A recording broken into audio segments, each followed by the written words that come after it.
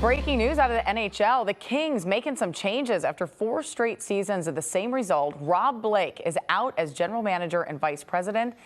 He spent 8 seasons in those roles. The team never won a playoff series under his watch. In the last 4 seasons, the Kings were actually eliminated by the Edmonton Oilers in the first round. Joining me now is KCAL sports anchor Chris Hayre. And I mean, 8 years is a pretty long time to not. It is.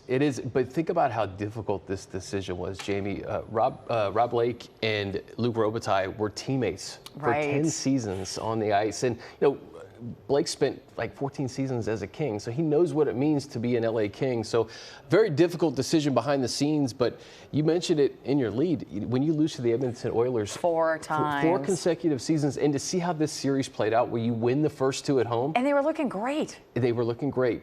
Last year, Robitaille and Blake had a presser where Robitaille essentially said, fans, I hear you. We're not trying to just be one team. We're trying to eventually get to a Stanley Cup. Right. So the optics of this, when you're a championship level franchise like the Kings have been, they've won a couple of Stanley Cups here in the last decade plus, you always have to find that winning edge, find something that you can do to propel you to the next level. Unfortunately, it's making a change at general manager. Well, and I understand this is a tough one, obviously, personally, but are there some positives here to making this change and seeing what the team can do? Well, I think so. You look at what Blake has done. A lot of good players on this hockey team. They were the best home team in the NHL this year. So you can build upon what you did this season. Yeah, they had more home wins than really anybody. Than anybody in hockey. Yeah.